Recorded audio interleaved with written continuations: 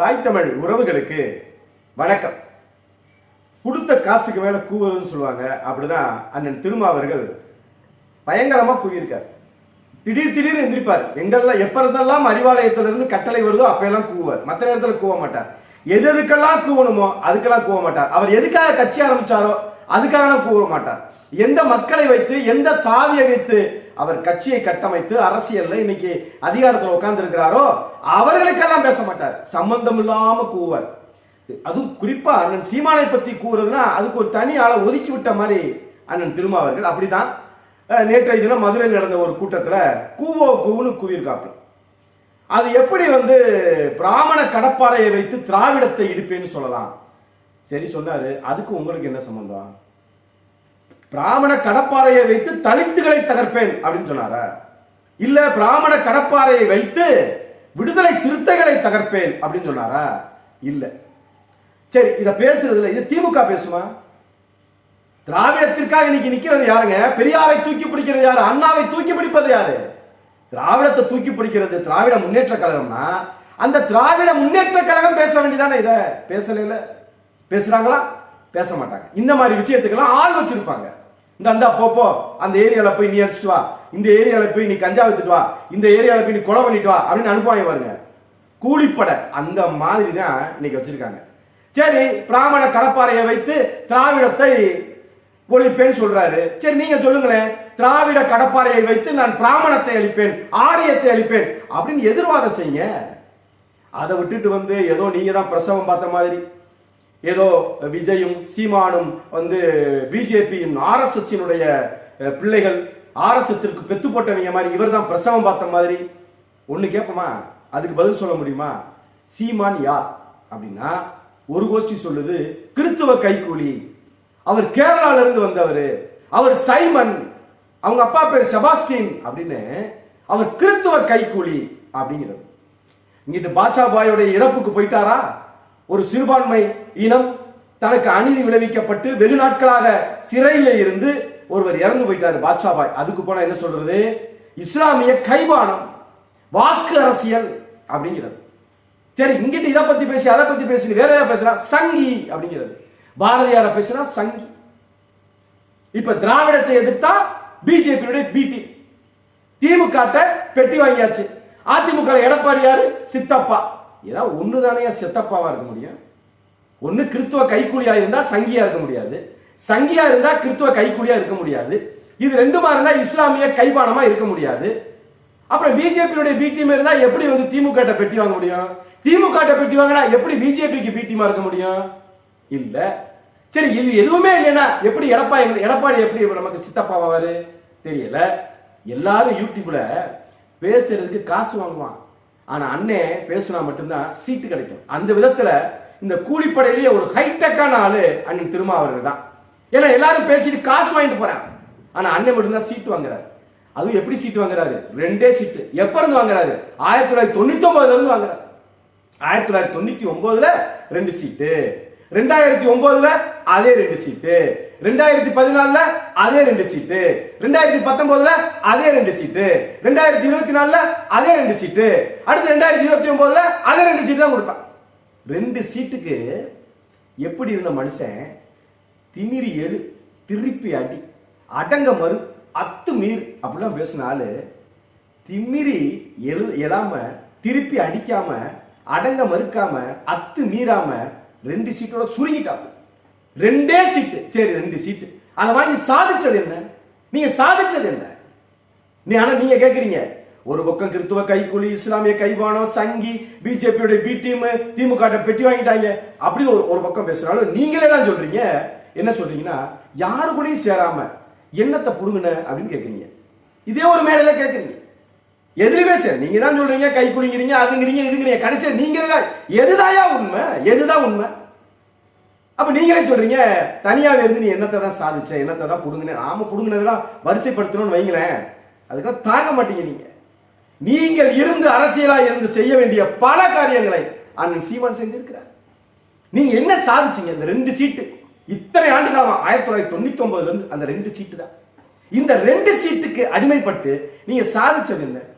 சரி, இப்ப அன்னை வந்து பாரதியாரை பத்தி பேசினாரு. பாரதியாரை பத்தி பேசினார்னா பாரதியாரை பத்தின எதிர்ப்பான விஷயத்தை பேசணும்னு உங்களுக்கு சொல்லி கொடுத்தது யாரு?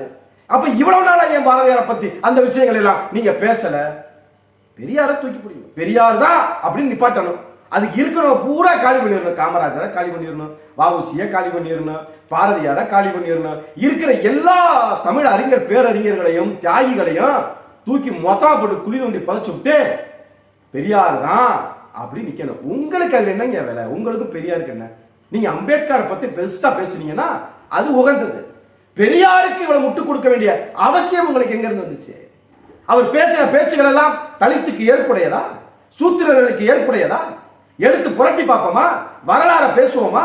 பெரியார் எந்த விதத்துல நீங்கள் சார்ந்த அந்த சாதி அரசியலுக்கு எவ்வளவு பெரிய இடையூறாக எதிர்ப்பாக இருந்திருக்காருன்னு பேசுவோமா? சரி, அண்ணன் வந்து பிராமண கடப்பாறையை வச்சு திராவிடத்தை அழிப்பேன்னு சொல்றாரு.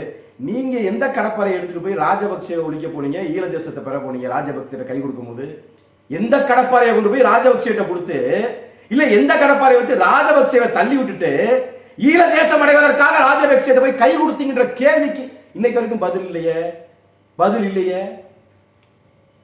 இவ்வளவு பேசுறீங்க, அப்படியே ஆக்ரோஷமா அடே அப்பா அப்படி இப்படின்னு பேசுறீங்க. நீங்க எங்க வேங்கவையலை பத்தி 2 நிமிஷம், குறிஞ்சாங்குளத்தை பத்தி ஒரு நிமிஷம், ஆம்ஸ்டாங் கொலையை பத்தி ஒரு அரை நிமிஷம், தூய்மை பணியாளர்களை பத்தி அவர்களுக்கான உரிமை பற்றி ஒரு 1/4 நிமிஷம், கவின் படுகொலையை பத்தி 1 செகண்ட் பேச முடியுமா? பஞ்சமி நில மீட்பு பேசுங்களேன், இதே மேடையில் அதே போல வைங்க போட்டு பேசுங்க பார்ப்போம். பஞ்சமி நில மீட்பு, நான் கட்சி ஆரம்பிச்சது இத்தனை நிலத்தை நான் மீட்டிருக்கேன், இத்தனை ஏக்கரை நான் மீட்டு எடுத்திருக்கிறேன், சொல்லுங்க பார்ப்போம். சனாதானம், பிராமண கடப்பாறை. சரி, ராகுல் காந்தி என்ன சொன்னாரு? பாராளுமன்ற வாசல்ல பாராளுமன்ற படிக்கட்டுகள்ல நின்னுகிட்டு சட்டையை தூக்கிக்கிட்டு தன் கூணுலை காமிச்சு நானும் பிராமணன் தாண்டா அப்படின்னு சொன்னப்ப எங்க போயிருந்தீங்க? அப்ப அது எந்த கடப்பாறையை வச்சு நீங்க நம்பிக்கிட்டு இருக்கீங்க? 90% பேர் இந்துக்கள் தான். எதுல? திமுகவுல. சொன்னது யாரு? ஸ்டாலின். அப்ப எங்க போயிருந்தீங்க? பஞ்சமி நிலத்தை மீட்க போயிருந்தீங்களா? வேங்கவையில மலத்தை கலந்தவனை கண்டுபிடிக்க போயிருந்தீங்களா? இல்ல ஆம்ஸ்டாங் கொலை வழக்குல துப்பறிய போனீங்களா? இல்ல கவின் ஆணவ படுகொலையில எப்படா இந்த கொலை நடந்துச்சு, இனிமேல் எப்படா தடுக்கலாம் அப்படின்னு போனீங்களா? சரி, பிராமண சங்கி பிஜேபி சரி விடுங்க, ஆர்எஸ்எஸ் ஆட்சி என்னமோ நடக்குது. ஆனால் இடி ரைடு போட்டா மட்டும் படக்கு படக்குன்னு போய் அந்த சங்கிய காலில் விழுகிறீங்களே. சமீபத்தில் அருண் நேரு KL நேருடைய மகன் நிர்மலா சீதாராமனுடைய காலில் விடுவதற்கான காரணம் என்ன சொல்ல முடியுமா? பேச முடியுமா? அதே மேடையில் பாதி நேரம் கடப்பாறை பத்தி பேசிட்டு பாதி நேரம் இதெல்லாம் பத்தி பேச முடியுமா? மரியாதை நிமித்தமாக அவர் முதியவர் அப்படின்னு காலில் விழுந்தார் அருண் நேரு. அப்படின்னா ஏன் இவ்வளவு ஆண்டு காலமா ஏன் போகல, ஏன் பார்க்கல, ஏன் விழுகல? இடி ரைடுக்கு பிறகு மட்டும் விழுவதற்கான காரணம் என்ன சொல்ல முடியுமா? யாரை பிடிச்சாலும் போய் அங்க போய் காலில் விழுந்து எந்திரிச்சு வர்றாங்களே. ஐயா ஸ்டாலின் முதற்கொண்டு டாஸ்மாக்ல 1000 கோடி ஊழல், தன்னுடைய மகன் துணை முதலமைச்சர் உதயநிதி ஸ்டாலின் கைது செய்யப்படுவார் அப்படிங்கிறது உறுதியான உடனேயா நிதி ஆயோக் கூட்டத்திற்கே போகாத ஸ்டாலின் சந்திரபாபு நாயுடு கையில பிடிச்சிக்கிட்டு போய் அந்த பிஜேபியுடைய காலில் போய் சரணாகதியானது. அதை பத்தி கொஞ்சம் பேசலாம்ல. பேசினா எல்லாத்தையும் பேசணும், அதையும் பேசுவோமா? பாரதியாரை பற்றி பேசுவதற்கும் சங்கியாவதற்கும் RSS கைக்குலியாவதற்கும் RSS பத்துப்பட்ட பிள்ளை சொல்வதற்கும் என்ன சம்பந்தம் இருக்கிறது? ஏதாவது தொடர்பு இருக்கிறதா? உங்களை போலவா பேசினாரு? நீங்க ஒரு கூட்டத்தில் பேசிருக்கீங்களே, வாஜ்பாய் இருந்த அந்த இரங்கல் கூட்டத்தில் என்ன பேசுனீங்க? இதுதான் அரசியல் நாகரிகம். எது அரசியல் நாகரிகம்? வேறுபட்ட கருத்து இருந்தாலும் ஒரே மேடையில் இருக்கிறோமே, இதுதான் அரசியல் நாகரிகம். இது வட இந்தியாவில் இருக்கு, தென்னிந்தியாவில தான் இல்லாம போச்சு. அது தென்னிந்தியாவிலும் வரணும்னு பேசுனீங்களே, அப்ப அது எந்த மேடை? அப்ப அது சங்கி மேடையா தெரியல, அது RSS கைக்கூலியா தெரியல. 1999 இதே கருணாநிதி இதே வாஜ்பாய ரைட் பர்சன் இந்த ராங் பார்ட்டி அப்படின்னு சொன்னாரு. அப்ப எங்க இருந்தீங்க? அதுக்கு வாஜ்பாய் ஒரு பதில் சொன்னாரு, அதற்கு மறுபதில் சொல்ல முடிஞ்சா கருணாநிதினால? என்ன சொன்னாரு? மரம் கெட்டது கனி மட்டும் நல்லதான் கேட்டார்ல, அதுக்கு கருணாநிதினால திரும்ப பதில் சொல்ல முடிஞ்சுச்சா? முடியல. எத்தனை ஆண்டு காலம் இதே பிஜேபி, இதே சங்கி, இதே சனாதனத்தை ஊட்டி வளர்க்கக்கூடியவர்களுடைய ஆட்சியில திமுக எத்தனை ஆண்டுகள் சுவைத்துக் கொண்டிருந்தது அதிகாரத்துல? கொஞ்சம் பேசுங்களேன். இவ்வளவு பேசுற நீங்க, கருணாநிதிக்கெல்லாம் பாரத ரத்னாவை பத்தி பேசுற நீங்கள் கொஞ்சம் வஉசியை பத்தி பேசி பார்த்திருப்பீங்களா? பாராளுமன்றத்துல வஉசியுடைய சிலையை நிறுவக்கூடிய ஒரு தருணம் வந்துச்சு, தூக்கி போட்டு முரசொலிமாறன் சிலையை வச்சீங்களே. முரசொலிமாறன் என்ன வஉசியை விட பெரிய தியாகியா? வஉசியை விட பொருளாதாரத்துல இந்த நாட்டுக்காக தன் பணத்தை அர்ப்பணித்தவரா? சொல்ல முடியுமா? பேசுங்க அந்த மாதிரி, அப்படி பேசுங்க. அது அரசியல். அதை விட்டுட்டு அறிவாலயத்தின் அடிமையாக, அறிவாலயத்தின் நிரந்தர அடிமையாக நீங்க இருக்கிறது எந்த வகையிலும் பிரயோஜனம் கிடையாது. நீங்க சொல்றீங்கல்ல தலித் அரசியல், பிற்படுத்தப்பட்ட அரசியல், அதை செஞ்சிருக்கீங்களா? என்ன செஞ்சீங்க? பட்டியலிடுங்களேன், ஒரு கூட்டம் போட்டு. வேற எதுவும் பேசக்கூடாது, அந்த பட்டியலை மட்டும் எடுங்களேன். திமுகவோடு இணைந்து கொண்டு நான் இதையெல்லாம் செஞ்சேன் அப்படின்னு பேசுங்களேன். மக்கள் நல கூட்டணிக்கு போனப்ப இதே திமுகவை பற்றி நீங்கள் பேசின காணொலிகள்லாம் வெளிவிடலாமா? விஜய் பேசுறார். விஜய் என்ன பேசுறாரு? திமுக தீய சக்தி பேசிட்டு போறார். உங்களுக்கு என்னங்க? நீங்க யார் இவ்வளவு பெரிய வக்காலத்து வாங்குறதுக்கு? உங்களை பேசினா கூட இவ்வளவு கோவம் வர மாட்டேங்குதே. உங்களுடைய விடுதலை சிறுத்தைகளை பத்தி பேசினா கூட இவ்வளவு கோவம் வர மாட்டேங்குதே. இவ்வளவு எதுக்கு? உங்க கொடிய நீங்கள் முதலாக இயக்கமாக ஆரம்பித்து, அப்பொழுது நீங்கள் மதுரையில புதூர்ல முதல் கொடியை ஏத்துனீங்களே, அதை வெட்டி சாச்சதே இதே திமுக ஆட்சி. இதே இந்த 5 ஆண்டுகள்லயே, இந்த 5 ஆண்டுகளுக்குள்ளேயே. அதுக்கெல்லாம் உங்களுக்கு கோவம் இல்லையே. ஆனா திமுகவை தீய சக்தின்னு சொல்லிட்டாக்க விடுதலை சிறுத்தைகளை சொன்னா கூட கோவம் வராது போல. ஆனா அப்படியே ஒரு கோவம் வருது உங்களுக்கு. அது எதுல இருந்து வருது? எங்க இருந்து வருது? எப்படி வருது? உண்மையாகவே நீங்க ஒரு தனி கட்சி தான் வச்சிருக்கீங்களா? அதுல எங்களுக்கே மறந்து வச்சுப்ப.